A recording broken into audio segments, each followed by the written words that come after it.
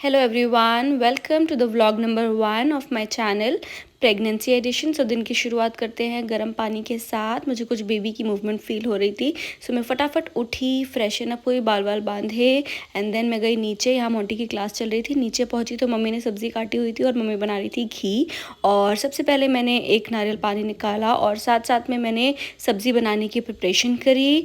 और आज ब्रेकफास्ट में सब बोल रहे थे कि गाजर पाक और दूध ही लेंगे, तो ब्रेकफास्ट मुझे कुछ बनाना नहीं था, सिर्फ सब्ज़ी ही रेडी करनी थी। सो मैंने सब्ज़ी फटाफट से बनाई और आज हम बना रहे थे आलू मेथी की सब्ज़ी। इतने मम्मी भी आ गई और मम्मी पापा के लिए बना रही थी चाय। पापा उठ चुके थे एंड मैं साथ साथ में मैंने ट्राई करा कि मैं ड्राई फ्रूट्स भी खा लूँ, क्योंकि वो भी बहुत ज़रूरी है प्रेगनेंसी में। फिर उसके बाद बारी आती है आटा लगाने की। मैंने फटाफट से आटा लगाया एंड देन गाजर पाक नीचे दे के आई। फिर उसके बाद मैं एप्पल लेके ऊपर आ गई। मैं ट्राई करती हूँ कि थोड़ी थोड़ी देर में कुछ ना कुछ खाती रहूँ, बिकॉज मुझे नोजिया और वॉमिटिंग का इशू रहा है फर्स्ट ट्राइमेस्टर से ही। सो मैंने एप्पल खाया। उसके बाद बारी आई मेरे योगा करने की।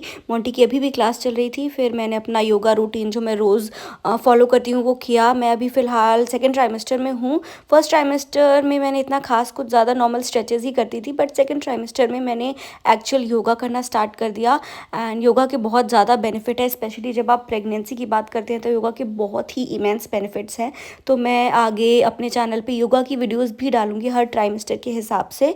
लास्ट में मैंने किया प्राणायाम और प्रेयर से अपनी योगा प्रैक्टिस को एंड किया। लास्ट में कुछ पॉजिटिव अफर्मेशंस अपने बेबी के लिए, अपनी बॉडी के लिए और अपनी फैमिली के लिए। फटाफट से मैट उठाया और रूम की हालत आप देख सकते हैं कैसी हो रखी है।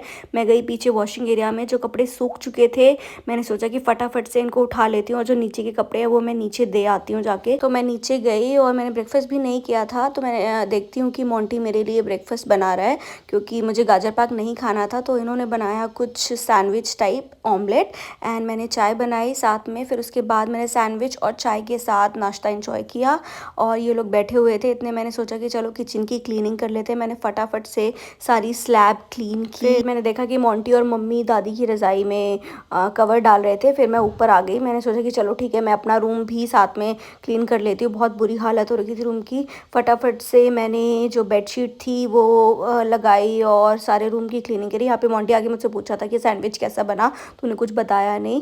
एंड देन ये जो कपड़े थे काफ़ी दिनों से पड़े हुए थे, तो मैंने सोचा चलो इनको भी फोल्ड कर लेते हैं। और आप देख सकते हैं मेरी प्रेगनेंसी पिलो के ऊपर कैसे ये टेडी बियर पड़ा हुआ है। और फिर मैंने सोचा कि चलो डस्टिंग भी काफ़ी दिन हो गए, डस्टिंग कर लेते हैं। और मोंटी यहाँ पे मुझसे बोल रहा था तू वीडियो शूट कर रही है, इसी वजह से इतनी डस्टिंग करी ना, इतनी सफाई वगैरह कर रही है। वैसे तो तू नहीं करती इतनी सफाई, बट मैं वीक में एक बार कर लेती हूँ। और बाहर लॉबी का हाल भी बहुत ज़्यादा बुरा हो रखा था, तो मैंने सोचा कि चलो ठीक है यार, आज इसको भी क्लीन कर ही लेते हैं। ये सब करते करते बज गए थे 12। फिर उसके बाद बारी थी मेरी आयरन की मेडिसिन की। तो जब भी आप आयरन सप्लीमेंट लेते हैं उसके साथ कुछ ना कुछ विटामिन सी वाला आप फूड या फिर कुछ ऐसा लें, ताकि उसकी एब्जॉर्प्शन ज़्यादा अच्छे से हो पाए। सो मैंने ऑरेंज और कीवी के साथ अपनी आयरन की सप्लीमेंट थोड़ी देर रेस्ट किया। उसके बाद मैं गई नीचे और फिर मैंने सबका लंच बनाने की प्रिपरेशन की। सब्जी ऑलरेडी बनी हुई थी, मैंने रोटियां बनाई, साथ साथ में मोंटी सबको खाना डाल डाल के देता जा रहा था। मम्मी के पास शायद किसी का फ़ोन आया हुआ था, तो बस मम्मी और मैं ही बचे हुए थे खाना खाने के लिए। बाकी मोंटी, सनी भैया और पापा ने भी खाना खा ही लिया था। पापा को ये होता है कि सीज़न की सब्ज़ी बनाओ, उस दिन बड़े अच्छे से खाना खाते हैं। तो आलू मेथी बना हुआ था, इस वजह से उन्होंने काफ़ी अच्छे से खाना खाया। और फिर मैंने साथ साथ में मम्मी की और अपनी प्लेट लगाई। मोंटी बीच बीच में आगे कुछ कुछ बोले जा रहा था, तो मैंने सोचा कि चलो फटाफट से स्लैब भी क्लीन कर लेते हैं। फिर मैंने और मम्मी ने बैठ के रोटी खाई। उसके बाद मैं आ गई ऊपर और टाइम हो गया था मेरे कैल्शियम के सप्लीमेंट का। तो कैल्शियम बेसिकली मैं खाना खाने के बाद लेती हूँ। कुछ डॉक्टर कैल्शियम रात में दूध के साथ भी रेकमेंड करते हैं, बट मुझे खाना खाने के बाद ज़्यादा बेटर सूट करा। उसके बाद मैंने सोचा चलो अब थोड़ी देर रेस्ट कर लेते हैं। और फिर उसके बाद उठी, बज चुके थे 5:30। लाइट ऑन करी, फटाफट से रूम की हालत आप देख सकते कैसी हो रखी थी, रूम सेट किया और फिर अनार खाया। नीचे गई, नीचे जाके थोड़ी देर दादी के साथ बातें करी, पापा के लिए एग बॉईल करे। शाम हो चुकी थी, तो मैंने सोचा कि चलो फटाफट से आटा लगा देते हैं, ताकि गीता आंटी जब आए तो साथ में आटे वाला बर्तन भी धुल जाए। साथ में मैंने मम्मी और दादी के लिए चाय बनाई और हमने साथ साथ में थोड़ी बहुत बातें भी की। यहाँ पे मम्मी मुझे बता रही थी कि कैसे जापे में पूरी बॉडी को कवर करके रखना होता है, और गर्मियों में होने वाली है मेरी ड्यू डेट, तो वही मम्मी अपने टाइम के किस्से थोड़े बहुत बता रही थी। मैंने लिया दूध और बिस्किट। उसके बाद बज चुके थे 7, तो मैंने सोचा चलो अब वॉक कर लेते हैं। तो प्रेगनेंसी में वॉक करना भी बहुत ज़्यादा ज़रूरी है। मैं अराउंड 30-40 मिनट वॉक ज़रूर करती हूँ। वॉक के साथ साथ मैं सुनती हूँ हनुमान चालीसा। हनुमान चालीसा से आपको और आपके बेबी को बहुत ज़्यादा अच्छे पॉजिटिव वाइब्रेशंस मिलने वाले हैं। और साथ में मैं वॉक करते करते सुनती हूँ गीता ज्ञान। तो आज के गीता ज्ञान में मैंने सुना कि सिद्ध पुरुष वो नहीं जो बहुत ज़्यादा पूजा पाठ करे या फिर दान पुण्य करे।